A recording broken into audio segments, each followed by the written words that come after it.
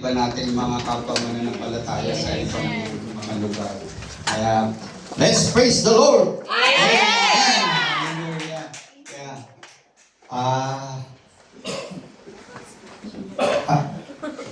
pasensyahan nyo na po muna, medyo overwhelmed lang po ako kasi it's my first time po talaga na makapagsalita ng marami po. Yeah. And praise the Lord. Praise the Lord dahil yung nga po, as a part of this church, diba? Tayo po dinala rito ng Panginoon na merong purpose. That's why He bring us here, ni Lord. Diba? Hindi po aksidente na tayo po nagkakilala, nagkasama-sama. And as some of you know po, kasi we will be leaving on Tuesday.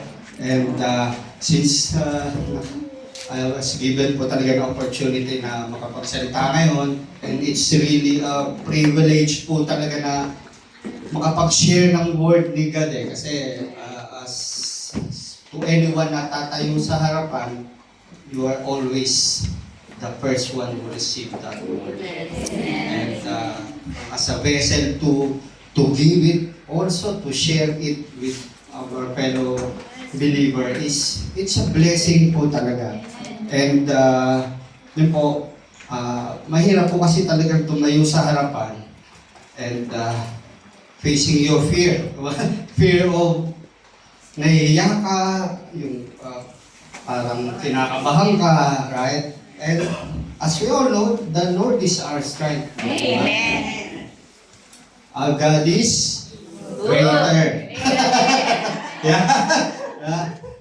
Doon po sa kinanta natin, di po ba? Who can be against us? No one, because God is with us. Di po ba? Amen? Amen. Amen. Praise the Lord.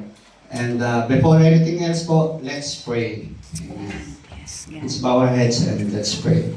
Oh, Father in heaven, O Lord, maraming salamat nga po sa umaga ito, Panginoon, at sa aming pong pagkain at pakikinig ng inyong pong salita, Panginoon. O Lord, sa mga oras na ito, O Lord, ang inyong nga pong banal na Espiritu, ang siya pong manguna po sa amin, sa aming kalagitnaan. Dahil kayo po, Panginoon, na nakakaalam ng aming mga pangangailangan spiritual, O Lord God. O Lord, we ask that you open our hearts, you open our ears, O Lord God, na matanggap po namin, Panginoon, ang mga salitang inyo pong ipahayag sa oras na ito, O Lord. At kayo nga po, Panginoon, ay kumilos, Panginoon, na maihayag to ng simple at malinaw sa aming kaisipan, Panginoon. Maraming salamat po sa inyo po lahat ang papuri sa pangalan ni Jesus. Amen. Amen. Sorry po, medyo halo na po ng kaba at excitement kasi yeah. So before, kasi po, it is also written in Proverbs na a cheerful heart is a good man's seed.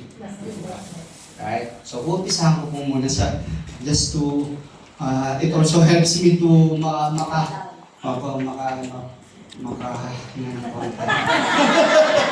Amen. So, meron po akong tanong. Yeah. Pagkain. Ano daw po ang pagkain na mabagal? Slow. Po si tita. Ano naman daw po yung pagkain na mabilis?